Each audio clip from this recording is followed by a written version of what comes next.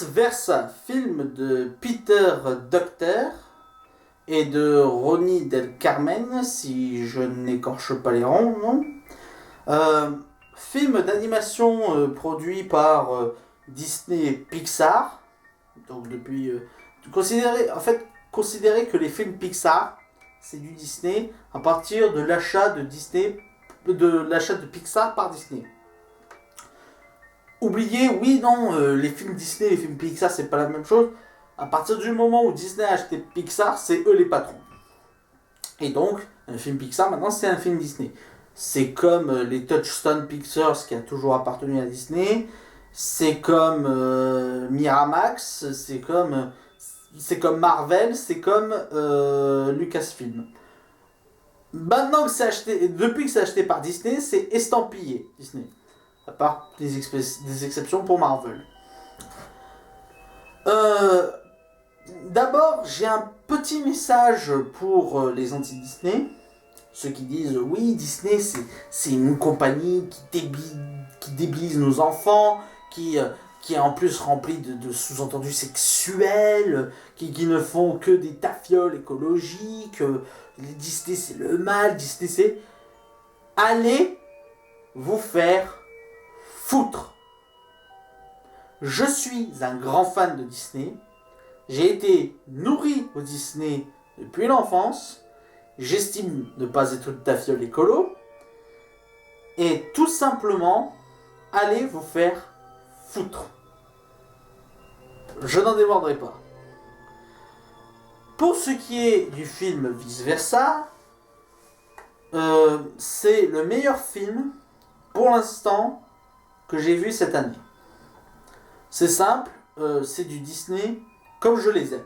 Je reconnais à Disney qu'il a eu ses périodes totalement nulles, disons-le, qu'il a eu ses périodes où c'était de la merde, je suis d'accord, mais je dis que Disney a été quand même, la plupart du temps, un studio qui nous a produit d'excellents films et de super films d'animation dans lesquels les adultes pouvaient totalement regarder en étant divertis et en étant super emballés par les dessins animés. Pour ce qui est de Vice Versa, c'est du Disney comme je les aime. C'est-à-dire que le film est super bien fait, l'animation est soignée et travaillée, l'histoire est super aussi bien pour les enfants que pour les adultes, l'humour y est drôle et c'est extrêmement créatif. Pour ce qui est des points négatifs, j'en ai pas en tête en fait. Je suis certainement pas objectif, mais j'ai pas de points négatifs en tête. Pour pinailler, je dirais qu'il y a certains points scénaristiques qui sont peut-être un peu sombres. Je pinaille. Et peut-être la musique que j'ai pas spécialement retenue. Mais là encore, je pinaille. Pour le reste, du 20 sur 20, tout simplement. D'ailleurs que cette critique va pas être trop longue parce que j'ai que du bien à dire sur ce film. Ils ont quand même réussi l'exploit de prendre tout ce qui fait les émotions, tout ce qui fait notre enfance, les amis imaginaires, les pensées abstraites. Ils ont réussi à prendre tout ça et à créer tout un monde et tout un univers avec. C'est fort quand même, hein. Pour moi, c'est un tour de force énorme. Surtout que l'univers est absolument cohérent avec non seulement ses propres règles, mais en plus avec la réalité. Et mais en plus, c'est pas envahissant justement sur le monde réel. Il y avait un truc que je craignais de la part du film. Avant d'aller le voir, je craignais que les émotions interagissent avec la fille.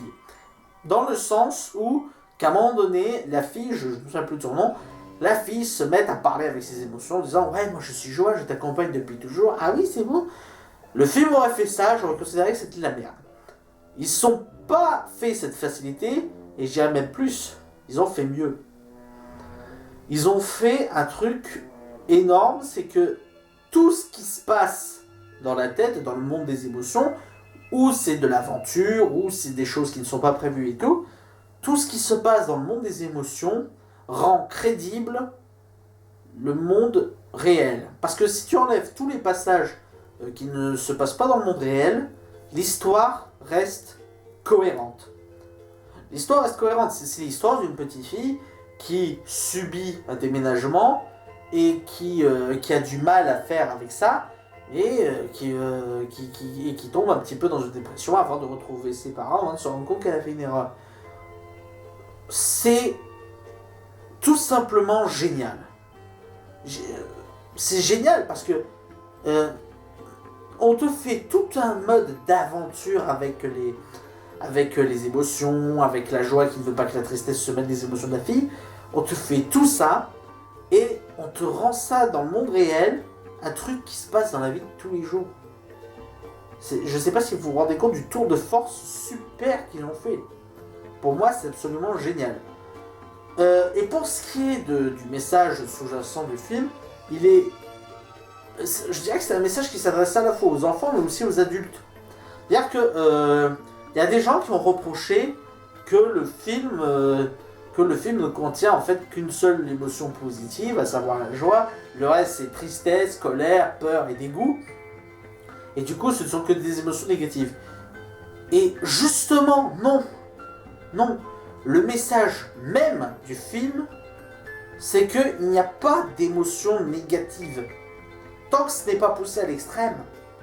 Je veux dire, là où ça devient négatif, c'est quand il y a un déséquilibre. Là où les emmerdes arrivent, où les problèmes arrivent et que la fille commence à prendre la mauvaise direction, c'est que quand il n'y a plus la tristesse et la joie, et que donc c'est gouverné que par le dégoût, la peur et la colère. Et donc, quand il y a un déséquilibre, effectivement, ça n'est pas bon. Mais là, ce n'est pas une question qu'il y ait des émotions bonnes ou mauvaises, c'est juste que toutes les émotions ont un rôle à jouer. Et que le message du film en soi, c'est ne reniez aucune émotion, ne vous laissez pas trop envahir par des émotions, mais n'en reniez aucune. Si vous avez un coup de déprime, laissez-vous aller, c'est normal, ça peut arriver. Ne vous forcez pas à être joyeux tout le temps. C'est laissez-vous aller, des fois quand ça arrive, ça peut arriver, on a envie d'exploser. Laissez-vous aller, ne retenez pas tout ça, sinon on pète un câble. Et c'est exactement ce qui se passe dans le film. C'est dans le monde des émotions, pour vous situer l'histoire, c'est que la joie ne veut pas que la tristesse se mêle des émotions de la jeune fille, parce qu'elle n'arrive pas à trouver une utilité sur la tristesse. Et elle se dit, de toute façon, il faut que la fille soit joyeuse tout le temps. La joie n'est pas mauvaise, simplement elle n'a aucun concept de tristesse. Et elle ne comprend pas même la fonctionnalité de la tristesse. Alors, elle comprend les fonctionnements de la colère, de la peur et du dégoût parce que elle a trouvé leur utilité. Mais elle n'en trouve pas la tristesse et du coup, elle le met totalement de côté. Mais, au fur et à mesure, tu apprends que la tristesse a un rôle et qu'elle ne doit pas être négligée. Et que la tristesse, au bout d'un moment, t'en as besoin. Et en fait, la joie va apprendre ça et au final, va dire, le final, c'est que les souvenirs joyeux importants, deviennent des souvenirs de tristesse. Ça reste important, mais on change d'émotion. Et du coup, à la fin, les émotions se mélangent. Enfin, se mélangent pas les personnages, hein, mais il faut voir le film pour comprendre un petit peu. Mais sérieux, c'est super. J'ai été limite émotif parce que ça m'a rappelé des moments où je me suis laissé aussi envahir par des émotions, où j'ai essayé d'en refouler d'autres. Je ne peux que vous le recommander. Pour moi, c'est le meilleur film que j'ai vu de cette année. Et c'est... Waouh! C'est du Disney comme je l'aime. C'est du truc qui m'a fait aimer Disney. Donc je ne peux que vous le recommander. Voilà, c'était la fin de la critique de Vice Versa. On se retrouve tout de suite pour la prochaine qui sera sur Terminator Genesis.